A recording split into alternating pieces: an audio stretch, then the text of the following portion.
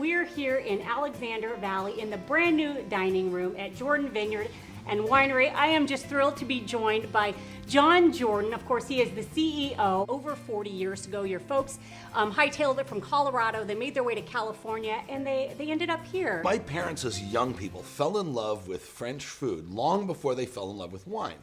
And as young people, they would travel to France and splurge on fancy dinners in the various regions of France.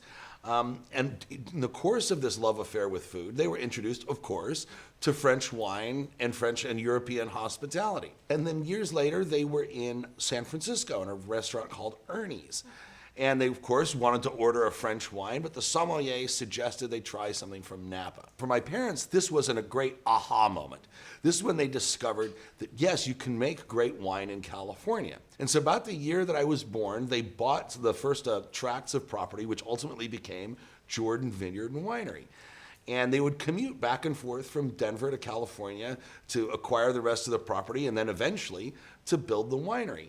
And in 1980, we had our first release of the 1976 vintage. You said they had a Napa cab. Why didn't they go to Napa? Why didn't they go somewhere else? At the time, Sonoma County, particularly Alexander Valley, was just orchards, primarily prunes. At that time, we were able to determine that, yes, that Sonoma County was an undiscovered jewel in the wine world. So my parents took the risk on the Alexander Valley being able to produce great Cabernets. And it was a huge risk at the time because this was really out there. This is not what people did, even when the wine country in Sonoma and Napa was in its infancy.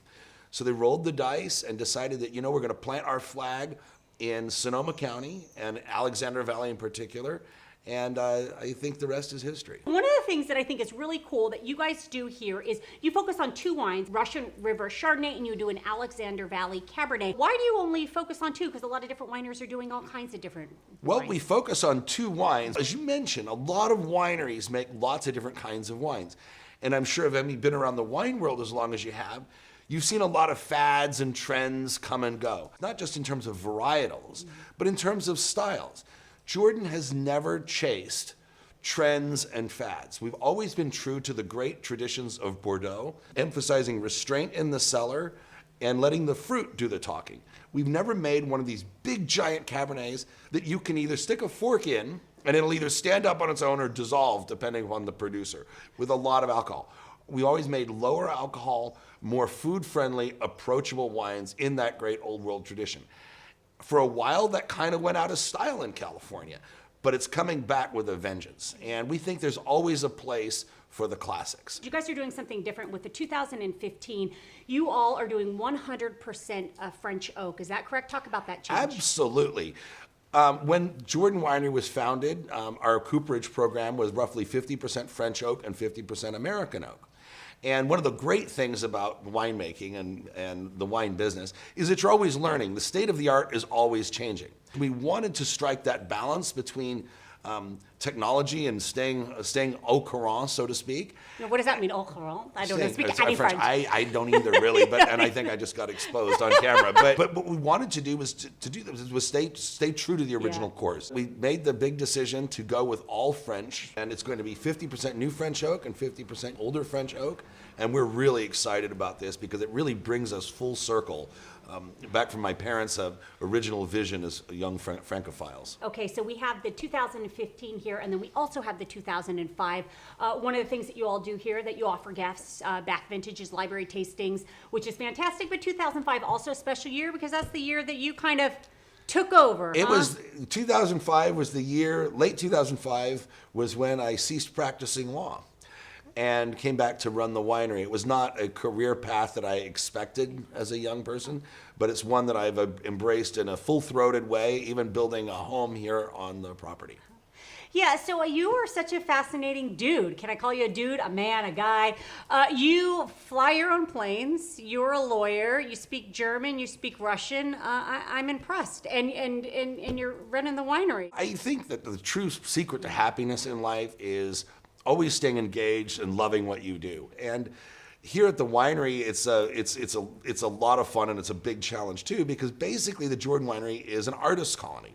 So I'm dealing with similarly like-minded people who also enjoy doing different challenges. There's so many different skills that are practiced here each day. Everything from the viticulture, to making our funny and entertaining videos on jordanwinery.com and our video blog, to the culinary, to the chef's garden, obviously winemaking, and then all of the various trades that go into our various construction projects and maintenance of the facility. Yeah, it's really interesting. And you brought up the videos, and one of the things I think about when I think about Jordan Winery, and I think a lot of people think about this, is you guys have really managed to kind of stay ahead of the game, to kind of really move forward, whether it be with social media, whether it be with videos. You say you don't chase trends, but you manage to stay ahead of them. And how are you guys able to do that, you think? Well, in terms of who we are, our core mission, Cabernet, Chardonnay, and hospitality, we don't deviate from that path, although we're always trying to improve at what we do in those areas.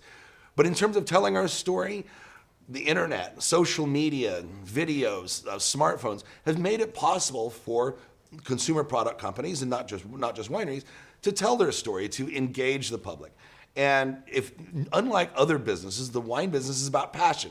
Because let's face it, if you can't have fun doing this, you've got bigger problems. And it's fun to share all these different facets of our business and our passions with our fans. And speaking of social media, I read an article, it was just like the LeBron effect. He sent out a picture of your wine on Instagram and all heck broke loose. Is there a direct correlation from when a celebrity does something to sales in wine, or is it more word of mouth? I think it's obviously those types of mentions and placements in movies, and wonderful people like LeBron. Not too bad about their season this year. Yeah, I used to be such a crazy Laker Lakers fan, and I don't have I have small They'll be kids. back. I don't They'll watch be back. anymore. It's an aberration.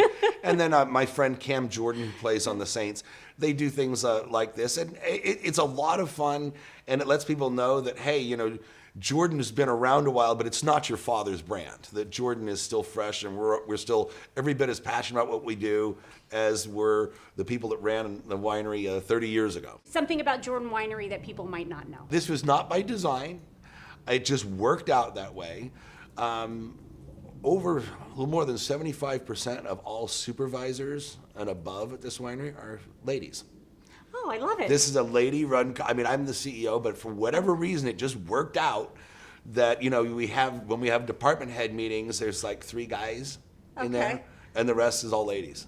Well, that's why you're so successful. See, I can say that, right? Okay, awesome. And I also heard that if you come up here, you'll see a bunch of kind of random animals. You guys are a little bit of a rescue shop for wild So animals. many random animals. What kind of animals are we going to see Oh, up God. here? Well, okay.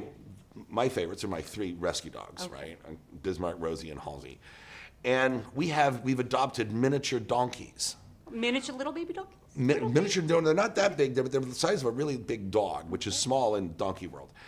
And we have rescued goats. We have chickens that lay eggs for the gardens. We have our own cattle. Just started our apiary with the honeybees. The world is short of bees right now. That's a big ecological concern. I even was fishing last summer and I saw a bald eagle come in. Wow. And we see a lot of golden eagles and a lot of red-tailed hawks. That's amazing. Yeah, you kind of have a 1,200 acre sanctuary up here. You guys opened it up, the whole property in 2013, where you started bringing guests in, allowing them to have the full Our estate tour launched in 2013, and that is an experience that we're really excited about, even though it's 5 years old now, is so many people, when they come to the wine country, all they do is visit winery tasting rooms. It's unbelievable. There is so much more to Sonoma. It's so diverse, everything from the coasts to the Sonoma coast, to the Russian River, to the Alexander Valley, to the old town of Sonoma, to the charming town of Healdsburg, where we're just a few miles from.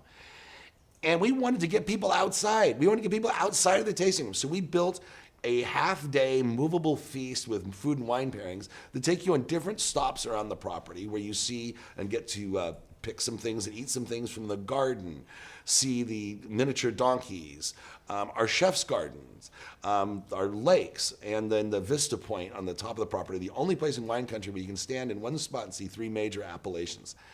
So we want to get people outside and get people to see what Sonoma County really has to offer. What would you like to see happen here in the next 40 years? I do have one dream, and we talk about it a lot internally, and sooner or later it's going to happen.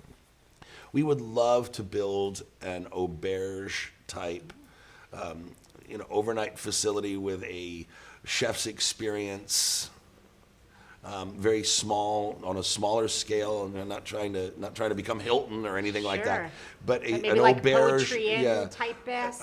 No, something different, auberge. but a boutique, high-end experience, overnight experience that involves the gardens, the land, and of course the culinary. Awesome. Will there be babysitting services? We haven't gotten that far. We haven't got that. Well, when you do, I'll be there. Cheers, John. Cheers. Thank you so Thank much you. for your time.